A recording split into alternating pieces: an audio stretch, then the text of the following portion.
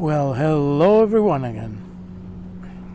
So today's episode is called Smuggler's Blues. If it's a head scratcher, don't worry. We'll get to the right point and the right connection.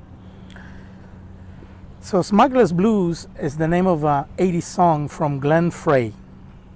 They made a whole Miami Vice episode with it. They used both the song and the theme in itself.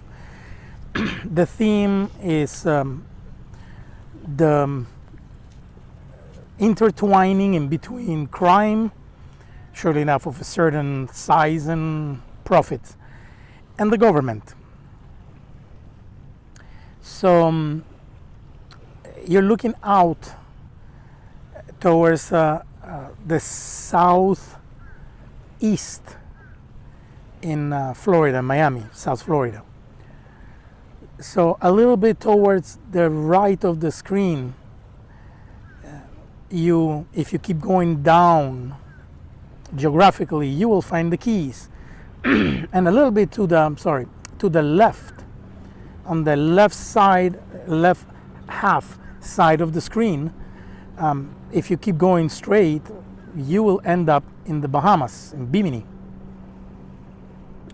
Actually, Bimini, from here, it's 60 miles away from South Florida. 60 miles away puts Bimini closer to Miami than itself Key West or Orlando.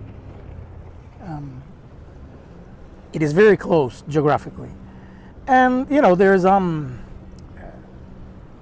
a connection in between Bimini and Miami and the Smuggler's Blues. The connection is that in the 80s, an ridiculously enormous amount of drugs entered the United States through South Florida. We're talking about drugs, cocaine, the Colombian cartels, etc. If my memory still works, sometimes I doubt it, but if it does work, it's probably in the order of 85 to 90% of the drugs that entered the United States to be sold inside in our market came in through South Florida and the smugglers that operated in this area. The smugglers operated out of the Keys and the Everglades, Florida City and the Everglades, for, let's say, tactical reason, strategic reason. It was an area that did not have big presence of government, especially the Everglades, like there's none. It's a wilderness, it's wide open, it has tricks to get in, it has very shallow water areas that renders it very difficult to navigate unless you know it like the back of your hand. It has a lot of empty spots where you can, unload. The problem was the airspace. So how did they do it? Well, these little planes loaded with bales would come from Colombia. Let's say they made it alive, which sometimes they wouldn't, but let's say that they were able to fly back, flying low, radio silence, not to be pinpointed. They would meet, literally, we're talking about a while back, so they didn't have the electronics that we have now. It was a little bit more on the cowboy style. They met at a specific set of coordinates, and they usually did it in the national waters of the Bahamas. The Bahamian archipelago, it's enormous, and the vast majority of their islands are unoccupied. There's no one living in there. So they would meet at a certain coordinates to unload the bales, to dump from the plane the bales. They would do so by, usually the trip was at the end of the day, right before sunset, and they would visually connect with some speedboats. sometimes fishing boats, but the majority of the time it was speedboats. The smugglers understood on this side of the equation, on the land side of the equation, Americans understood, or in America, they understood that the most effective, cost-effective, and lowest risk of bringing in the contraband was using speedboats, like speedboats, very fast. 35 footers, 40 footers, 45 footers, and I'm talking about the cigarette style that you see. Okay, so very expensive, empty shells, big engines, enough gas to go and come back for the trip. They would wait out there in the nothing. They would wait to meet with the plane would dump the bales, they would pick up the bales. It was about sunset. Sorry, they would wait a little bit more of time until the night started to creep in, and they would point their bows towards the Keys, which they knew perfectly, and gas it. You have to understand that those engines that they had were extremely powerful. The boats were very fast. You know, they're not called go fast for nothing. And they were able to make those 60-mile trips loaded with the bales. Sometimes they made one or two planes, but anyway, they were loaded with the bales. They were able to make that trip in probably 40 to 45 minutes. Imagine that. They would come in at night when darkness already fell. They would know exactly where to go and exactly how to navigate the danger of the flats, because the Keys and this bay, part of the Bay of South Florida, it is very shallow. So the speedboat has no problem in navigating. But let's say if you're the government trying to chase them, what you chase them with? They're big ships they have. Number one, they don't have the speed. Number two, their draft, meaning the part of the hull that is underwater, is so deep that they wouldn't be able to navigate the Keys, the flat waters. And first of all, you would have also, firstly, you would even have to know how they're doing it, which it didn't go, it went unknown for part of the 80s, how they technically did it. So they will come in, understand that 45 minutes. Let's look at the 45 minutes and analyze something quickly, because it will, come of help later on. Those 40 to 45 minutes seems an eternity to the smuggler, because he wants to get a dolphin fin. I just saw a dolphin fin. Anyway, he wants to get rid of what he's got. He doesn't want to get caught. And as soon as he gets rid, he gets paid right there and then. And they got paid a lot of money. So they wanted it to get here. They wanted to get here as fast as they could. And every minute that went by was an eternity for them.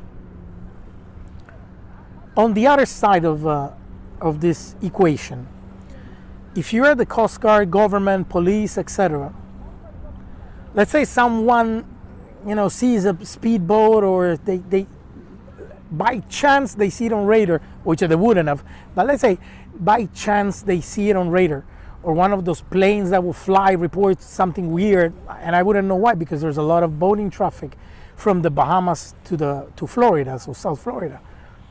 But let's say that you gotta, you hear someone say, hey, there's a speedboat coming. 45 minutes to activate, get ready, prop, get into the car, and then you go where?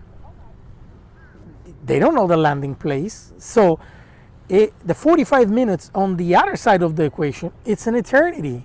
I don't have 45 minutes. I need way more than 45 minutes to get activated, to go active, and to try to figure it out where they're going to land. So for one side of this equation, it's an eternity. For the other side, it's too short of a time. I don't have enough time to react. So if you remember, in the first episode, we spoke about the bug. And we used the banking bug that stole millions that connect with a connection to an area called Brickell that I jokingly say in the 80s a lot of banks showed up. Now we're connecting also the first episode to this episode. All those banks showed up because suddenly South Florida was flooded with millions upon millions upon millions of dollars that were stemming from the drug trade. So buildings start being built, expensive car dealerships showed up with luxurious cars, fast cars, and all the bling that goes with it. So it was, a great impulse to the local economy that, let's say, benefited from that side of the money. Well, the money has to be recycled. You don't make money not to spend it, especially the people that were involved in this trade, the smugglers. They weren't necessarily MBAs, lawyers, or surgeons. They were regular people, and they finally had salaries, average salaries in the 80s when I got here, were like in the $15,000, $18,000 a year. They would make millions. So millions then, imagine transport those million then to today. It's a fortune. They were making fortunes. So finally, the government caught up because already was so obvious what was going on that the government had to do something. But now, here's the beauty, and I say so jokingly, with irony, of this type of businesses. They are so large. They move so much money that it is evident that government is made out of people, and some people wanted to know, can I get part of it? Can we get some of it out of it? How can we literally start a business in between us and you? As in government and the smugglers, or in itself, let's put it in a wider sense, the drug trade as a whole. You have to understand that, let's say you're a mayor in Miami, yeah? You're a political figure in Miami, you got elected by promising. You got elected like every politician since I was a child. And then we'll make an episode about that. Got elected on promises. Most politicians cannot fulfill them promises. The promises is a lip service to the voters to be able to sit on that chair and then do whatever you want when you're sat on that chair. That was the name of the business. And hardly to fault anyone, because they were saying, hey, that's what I see whoever's sitting in that chair doing now. So why not me? So all these millions would come into Miami. Buildings would be built. So there's a building booming. Building booming is jobs. And it's money within the economy. There are people that go there and actually build, right? Contractors. They build. There are the suppliers, all the supplies that now finally they make money. There's all this circulating business that comes with it that, hey, it's making Miami richer and richer. So I'm like a politician. I'm like, I know what's happening, but I'm happy. I can turn around and say the political speech to everyone else, you see, we're flourishing with me. It ain't you, buddy. It's something else. But in reality, it is you, because you're not impeding it. You're not pursuing it. But suddenly the secret came out nationwide. That's where it's coming from. It's coming from South Florida. It's coming from Florida. So now we have a public, opinion crisis. So we got to do something. we have to act. We have to do something, and to do something, we have to act as in we're doing something. So here comes the marriage in between government, as in people. Don't ever forget, every system that we're going to talk about, it's composed by people. And as mentioned in the first episode, they are the weakest part of this equation, of the system. So people went, okay, what can we do? And it was money also for the government, because now we're going to put more personnel down in South Florida, raiders, planes, slower planes, special raiders. The technology got improved. The speedboat were bought by the government, also Blue Thunder. Oh, do I have stories about this subject? Because I was young then. I didn't participate, but boy, I was in the offshore, which are speedboats, it's speedboat racing. I was connected in some ways with the offshore world, which was deeply made out of people in that trade, in the drug trade. The people that build the boats, the people that run the boats, the people that service the boats. You would see them show up with absolutely useless objects that cost a lot of money, that would break for nothing, and they would come back race after race with bigger rigs, bigger trucks, bigger teams, and you would look at them and smile and go, dude, what is that you do that you're blowing all this money in this beautiful sport, but there's no return. You don't win money. No one even cares. You don't even show up on TV. So no one is going to talk about who won the offshore race here or there. No one will care. It's a very tiny world. It's number-wise, it's microscopic. But they will spend so much money on it. Hello? It doesn't take a genius, right? But it did take geniuses. So the government had to come out and invest in this infrastructure to fight the drug trade. But the government profited from it.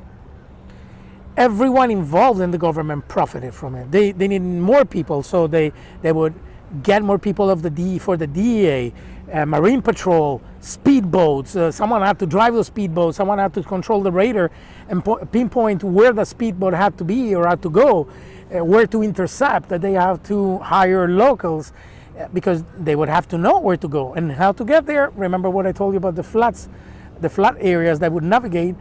Dude, you have to know. You have to know where to go, because otherwise, you'd be hitting a sandbar and you'd be standing there stranded, waiting for high tide or someone to rescue you. So it's all money, guys. Everything is money. That's why a great person fighting crime and fighting everything bad in this world always told you, follow the money. But whoever fought saw the money that these people were moving. So they sat down. Sometimes they did so physically. The big boys. When I say big boys, like big boys in the DEA, CIA, FBI, big boys in the government. They sat down with the big boys of the drug trade.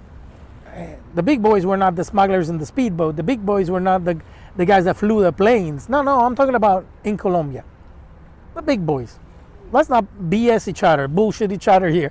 It is what it is. You like it, you don't like it. You have an idea or a dream what your government is, the purity and sanctity of doing good. Hey, I understand you. I thought so when I was younger. And those days are long gone. So they sat down and say, okay, how do I get a piece of it? And they figured out a way of getting a piece of it. The resolution for their getting a piece of it was 1 out of 20 of this shipment, probably the smallest one, But 1 out of 20, 30, the number doesn't matter, but it ain't going to be 1 out of 2. It's not going to be for any business. It's not going to be 1 out of 5.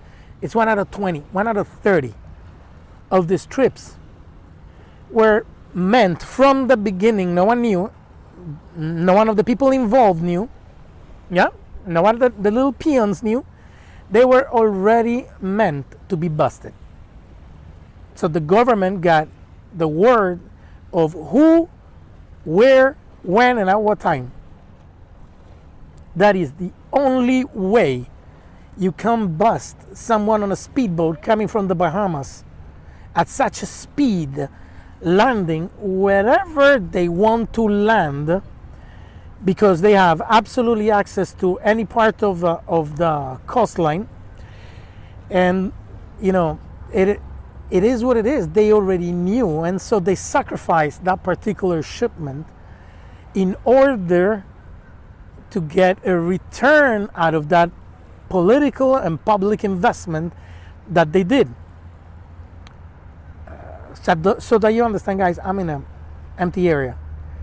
There's a big space behind me, and people still feel the need to walk in front of you, not behind you. But I guess because people also think that the camera is pointed at me and not at the scenery, as in everyone always points their camera in our society at themselves, because they are so in love with themselves. We'll touch that subject too. Did they get to that point? Did they were pushed to that point? Etc. We'll get to that. There will be an episode for that too. Anyway, let's get back. So they had to sacrifice it. You have to understand that nor the guy on the plane, nor the guy on the boat, the guys on the boat, knew that it was their time. It was their turn. And you're there to feed the beast. So, me government, give me something once in a while, and I'll let you keep doing what you do. Me business, me business person, so okay, I'll sacrifice once in a while. It's like an income tax I pay, a bribe. I'll sacrifice it so that you can let me do what I do and still make millions. That's how it worked. Don't kill yourself. That's exactly how it worked. They would bust once in a while. They would parade. They would show you off the persons, the speedboat. We did this absolutely awesome bust. We got 400 keys of cocaine out of this bust. You have to understand, 400 keys for this bust was nothing. It was absolutely nothing. But for the normal person, you and I, the biggest crime we commit is speeding and now paying a parking a parking fee, or stuff like that, or saying we donated $500 to a church to not in our income tax, and we didn't do so. If that's our idea of crime, when you think 400 keys, you go, damn, that's a lot. But that's for us, guys. That was a public relation stunt. So there were sacrifices. Now, so the drug, dealers, when one of them became unhinged or not cooperating with the rest of the group, what do you think they did? He got busted. He got rattled on. When there was someone on the government that didn't, that they got too greedy, got too slick, etc., he got busted too. He or she, doesn't matter. I'm not prisoner of the he-she thing, guys. I'm gonna say he, and then you understand whoever it was. They got busted too, but they get busted by their own people because you got too greedy. What are you gonna say? You're gonna start squealing. Everyone is involved. They're gonna look at you and say, "Yeah, what else?" Everyone is gonna say, "Yeah, what else are you gonna say?" That's how you wanna, get away from it. So cooperate. Don't get too greedy, and if you step over the line, you will get busted too. You will be the sacrificial lamb. That went on for a decade. In the 90s, early 90s, public outcry became so loud that they simply had to change the geographical point of entry. thus changing the balance at the same time of the power structure of the smugglers, of the drug trade. So it shifted from Colombia to Mexico. And now the entry point is the long, lonely border in between the United States and Mexico. And trust you me, the same business modus operandi is being followed there too. It's exactly the same.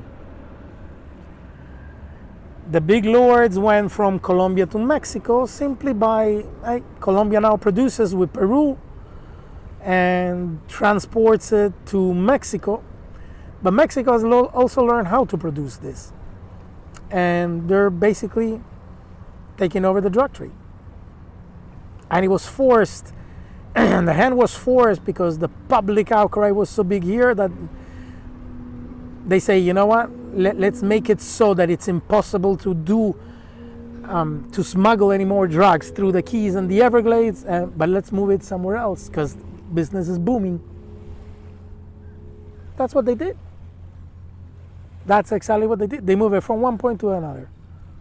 That's it. It's different people now getting rich locally. Same agency getting rich. Same agencies. Sometimes it's the same people. And the supplier also has changed. Now we tie it to today, to the bug, and how it operates. The bug operates because it infiltrates, corrupts, and buys you. Once they bought you, once you participate even in the slightest, silliest of the things, the bug has you. If you don't keep cooperating, the bug rattles on you, squeals on you, shows you as an example. Once you've been shown as an example, no one else is going to move. They don't want to be the next one. So they're all going to sit down and, okay, I'll cooperate. Okay, let's keep going. Okay, I'll support the system. The bug needs bad things to stain you. The bug will cooperate with you and your deviant self, because there's a lot of people that cannot hold the animal within and they fall into illegalities. By the way, I don't know, I literally don't know any legitimate way to make $10 million in a year out of nothing. I don't. But if you do, please let me know. I don't. So once you start making money very quickly, you're either part of, you've been pushed by the system, or you're part of some illegal, but by the way, I'm probably also doing illegal things, or just an illegal freelancer. And then the system is going to look for you, not necessarily to stop you because you're bad, but most probably the first thing they're going to try to do is, can we go in business together? And then it's going to look at you and go, if you don't, I'll stop you. So you'll have the choice. You must understand, is it everyone in the system guilty? No. You don't need to. Is the whole DEA guilty? No, there's a lot of good people in DEA doing it for the right reason. And they're in love with the reasons they're doing things, and they're defending America and America's interest. But you don't need many that are not following that book. You only need them on top of it, because once you're on top of it, who's gonna bust you? The one below? Keep dreaming. So the bug corrupts you, involves you in it, and now it's too late. Because then they have so much dirt on you. What are you gonna do? They're gonna destroy you. And by the way, if you don't say anything and you participate, you keep growing. It's like a corporation. You keep growing. You gotta sign more. The slice of the pie you're gonna sign to, it gets bigger. And understand this, guys. You got to walk on people's shoes to understand and judge. You do. And nothing, it's all connected. Nothing stands on its own. There are more things connected to it. That guy or gal or whatever, that person that bends over to the system and does something, it's ambitious. But there is a whole slew of things around them. A wife that wants, a beautiful wife that wants to show off her beauty, and please don't tell me that. Don't think for a second that we're all good except that person that is committed the crime. Everyone is guilty of ambition. There's a wife that wants a bigger house. I have to pay the mortgage for the house. I have to pay the car payments for those cars. Now the kids have to go to a good school. Everyone is applauding us. Oh, good, you guys are the perfect couple. Oh, look at you doing good. And sending the kids to such a good school. And then, well, there's always a bigger house than the one you have. There are beautiful cars than. There's the latest car that just came out. There were nicer schools, and then there's a university. Am I excusing them? No. I'm just giving you a scenario. It is not as simple as we make it to be. You have to have moral fortitude inside to say, I ain't gonna participate. Or be dumb. I'm both. I sometimes look at my morals and say, I'm dumb. But I can't get rid of them. So I will do things, I will sin. My sins are like small, stupid. The only thing I will probably get is, some clients say you overcharged me, or some girl saying, hey, you cheated on me. That's the extent of my crimes. Otherwise, I want to be free. So I don't participate with the system, nor I go against the system, because I want to be free. The crimes I commit are, they're not persecutable by the law. I want to be free. I want to sit here in front of this beautiful you, talk to you, and be free to do so. And doing so freely, that's what I care for. So that's how the bug does it. The bug comes and involves you in it. It doesn't have to invent what you're doing, but it wants to steal it for you, or participate, or go in business with you. And there's also something, guys. You elect every asshole that is in a political position got elected. Understand that? There have been people that have cast their votes for that person. And then I will make this analogy many times. Not every person that got elected is an asshole. Understand that? But everyone that abuses the system is an asshole and got elected. So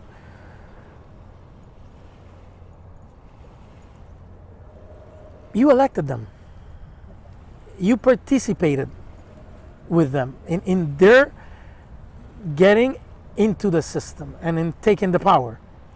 So it's okay, you're done already. You're in. I'm not taping me, guys. I'm taking the beauty. Am I against everyone else? I don't care about me. Thanks. It is what it is. It has to happen, guys. Either I stand in front of the water so that no one physically can do it, or and I don't edit. So you're part of this.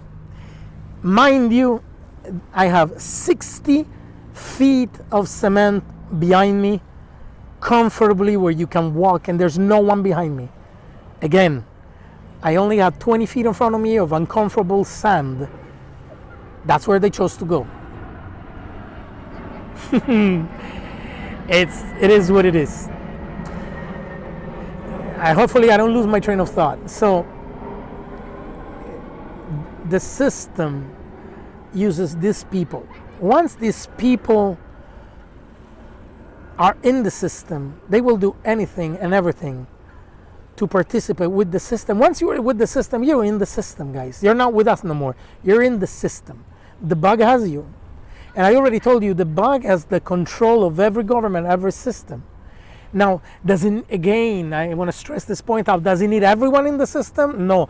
Does it need everyone in that particular branch? No. Does it need everyone? No. But it needs enough people. And again, you would understand that they don't need the lower echelon. They need the higher one. Then some of the lowest one to participate in the crime, because they don't do the crime. They make you do the crime. They participate with you. Who get busted is you. It's not them. Who gets picture? Who the picture of the guy with the hands on it? It's you. It's not them. They will always have a machine behind them of people saying they're nice and pure. You're the guilty one. Look at them. You're the one got caught by the camera. It's not them, and they're right. In that part, the visual part is right. Hey, it's not me. So you can squeal as much as you want. Everyone is already, excuse this word, vaccinated to it. They already know. It's like, what else are you going to say? You just got busted. You're going to try to bring down everyone that you can, guilty or not. Because that's how you're going to be portrayed. So once you put these people in power, those who are guilty, so stop thinking binarily, the Democrats are guilty and the Republicans are innocent or they're defending me. No. The GOP is as guilty as the other one. It's filthy guilty. It's full of guilt amongst them. It's full of it. What they do is they only play the other part of it. Remember in the first episode I told you, I can get to that spot where it's raining in front of me by going either towards the right and then circle it and go back there, or towards the left. That's what they do. It's all a charade. It's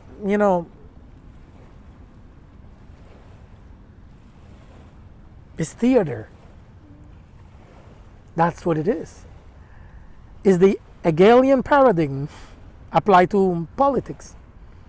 They're fooling you. It's like Venezuela. You think in Venezuela Guaido and the opposition is the opposition? Guys, wake up.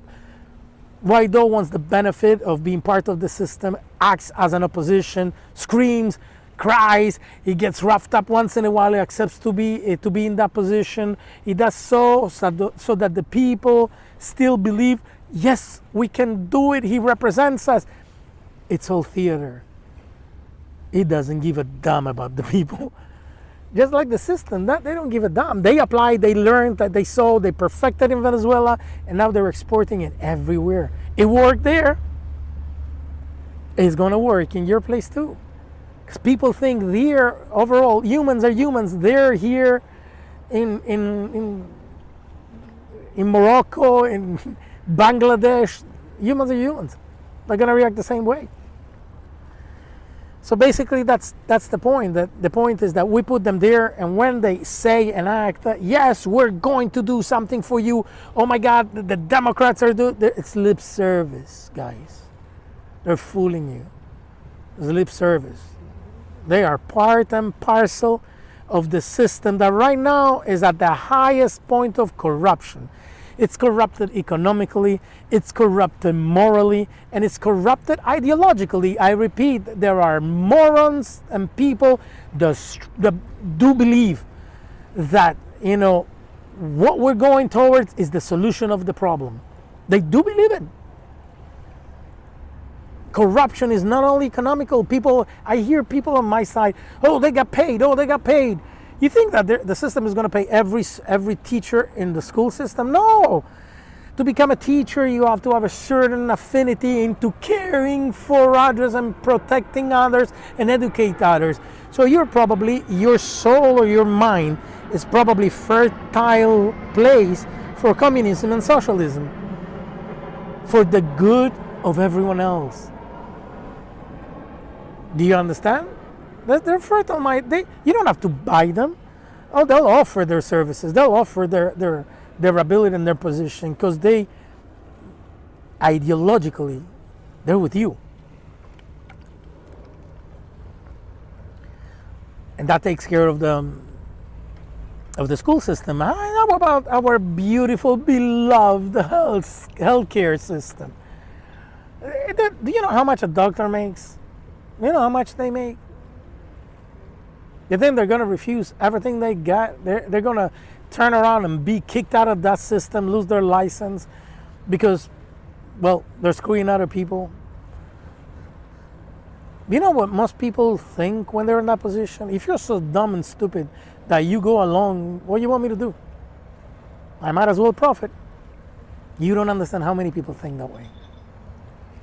Because we are in the era of me, just like I told those kids that went by in front of my camera. It's me. What's in it for me? What's in it for me? Let's say you're born and get raised and everyone around you goes, what's in it for me? What's in it for me? What do you think you're going to learn? You're going to learn what's in it for me. And if here comes along someone that says, no, it's not just you. You got to do good. You got to look at them like, yo, you're out of fashion. You're out of style. What you're talking about, everyone else does it for themselves. Stop crying because the people and moan that the people you elected aren't doing something. In Arizona, there is a charade. Oh, I'm going to do something. Oh, I'm going to do something. It's a charade. Have they done something? I have a group of patriots there doing, trying to force the end an issue by by filing some legal documents. And they're doing so in many other states. And what it does, what you see is lip service to you. Let's do it. But they write the rules. You don't write the rules. So they need time to complete and they're about to, in their mind. To complete their plan, they need time. So they're going to do anything they can to stall and gain time, including go along and make you think that they're going along with you or that you're getting result out of your effort. Keep trying to force them legally to do whatever it is that you think, or with the Constitution, whatever you think that they're going to make. By the way, I'm not saying that what you do is useless. It's here we have to fight like little ants. None of our bites is gonna terminate whatever we're biting. The totality of our bites is going to slow down, piss off, and then ultimately terminate whatever we're biting. So do you look? I think God agrees. Look at that effect from the sun, right towards the right side of the screen. It illuminates the path, guys. Light is gonna go through anything. Darkness cannot stop light. I'm not saying so. Nature says so. God says so. We will not be defeated. You might have got the wrong message in my first video or episode, which is second episode, when I say I don't know how it's going to end up. Oh, yes, I know. Yes, I know. I don't care if I'm going to be there or not, but yes, I know how it's going to end up. It's going to end up just like the screen is being illuminated.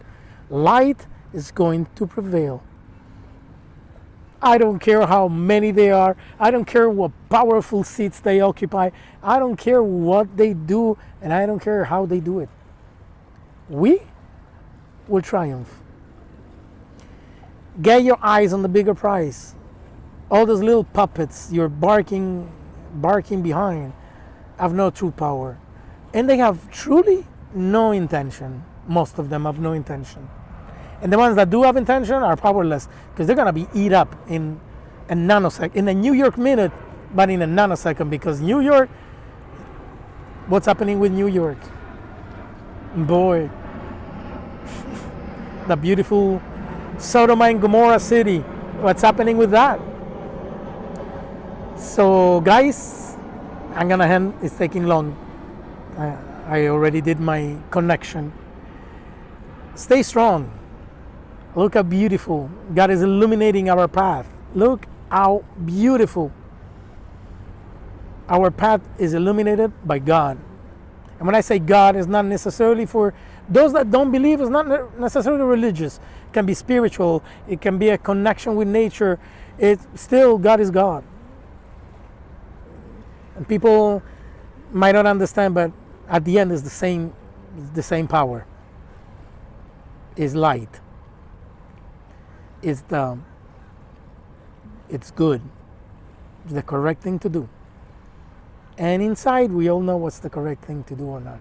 We can excuse the crimes, but inside we know we're doing something wrong. Those who do wrong. And those who do right, I'm sitting here smiling. Look, the sun is actually coming towards you. You can see the reflection on the water. The rays are coming towards you guys, not towards me. I'm a sinner. It's coming towards you. Stay strong. Open up your eyes, but especially open up your mind and connect your conscience and soul to what you see and perceive. It's all connected.